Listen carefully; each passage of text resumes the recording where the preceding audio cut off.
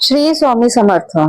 आजपासून आपण स्वामींचे लीला, स्वामींची जी पण लीला आहे ती आपण आजपासून सुरू करत आहे. त्यामध्ये तुम्हाला स्वामी कशा आहेत, काय करतात, केव्हा करतात, हे सगळं तुम्हाला शेअर करणार आहे.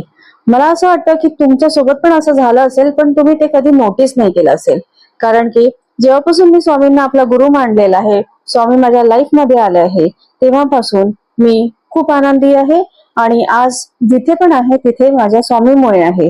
मला असं वाटतं की तुम्ही पण कुठेतरी प्रॉब्लेम मध्ये असाल आणि त्याच्यानंतर तुम्हाला जेव्हा स्वामींनी बाहेर हळूहळू बाहेर काढलं, तसं तसं तुम्हाला फील झालं असेल की हो, माझ्या लाईफ मध्ये काहीतरी असं म्हणजे वेगळं काहीतरी झालेलं आहे, जे की मी पहिले तसं नव्हतं आणि आज खूप वेगळं झालेलं आहे. कोणी फायनान्शियल डाऊन असेल, तर कोणी इमोशनल डाऊन असेल, या कोणी रिलेशन मध्ये प्रॉब्लेम झालेला असेल.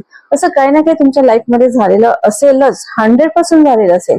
पण ज्या दिवशी तुमच्याकडे स्वामी आले, ज्या दिवशी तुम्ही स्वामींसोबत कनेक्ट झाले, त्या दिवसापासून आजपर्यंत तुम्हाला कधीही मागे वळून पाहायची गरज नाही पडली असेल. कारण की आज मला पण मागे वळून गरज नाही पडली आहे, कधी मग मागे वळून बघितलं सुद्धा नाही आहे. भलेही मी आज ऑफिस सोडलं आहे, कार्यालय माझं नाही म्हणजे नाही आहे, पण काही दिवसांनी होऊन जाईल, ते पण होऊन जाईल. पण त्यासाठी मला स्वामींनी आज जे बळ दिलं आहे, ते बळ सगळ्यांना देतात स्वामी. फक्त ते बघायचं असतं आणि त्याकरिता त्यांच्यामध्ये गुंतायचं असतं. कधीतरी तुम्ही गुंतले आहात का? कधीतरी बघितलं आहे का? स्वामींच्या लीला तुम्ही स्वतः बघितलेल्या आहेत का, की स्वामी काय करतात, कसं करतात आणि कधी करतात? एखाद्या वेळेस तुम्ही खूप डिप्रेशन मध्ये आहे, खूप विचारात आहे, आणि अचानक कोणता तरी एखादी व्यक्ती तुमच्या समोर येतो आणि तुम्हाला मदत करून चालला जातो. काय हे सहज शक्य आहे का? हे सगळं स्वामी करतात. आणि त्यासोबत कधी कधी असं होतं की कोणती कोणती अशी गोष्ट असते की ती खूप गरजेची असते करायची, आणि आपण विसरून जातो की ती गोष्ट करायची आहे, पण कोणता तरी दुसराच व्यक्ती येऊन ती गोष्ट करून चालला जातो. हे तरी तुम्ही नोटीस केलं आहे का? त्याच्यासोबत कधी असं होतं की आपला जो एकही रुपया नसतो, आणि आता काय, हा प्रश्न आपल्याला असतो. तेव्हा सुद्धा कुठून तरी पैसा उभा होऊन जातो आणि आपली गरज पूर्ण होते. हे सगळं तुम्ही नोटीस केलं आहे का? त्याच्यानंतर असं होतं की घरात खूप वाद होत आहे, आणि आपण स्वामींच्या शरणी जातो, आणि त्याच्यानंतर काही काळानंतर घरातला वाद पण नाहीसा होतो, आणि प्रत्येक व्यक्तींचा मधातला जो पण कलश असतो तो दूर होऊन जातो, आणि त्याच्यानंतर एकरूप होऊन व्यवस्थित लाईफ सुरू होऊन जाते. हे सगळं तुम्ही नोटीस केलं आहे का? या सगळ्यांची प्रश्नांची उत्तर मला तुमच्याकडनं हवी आहे.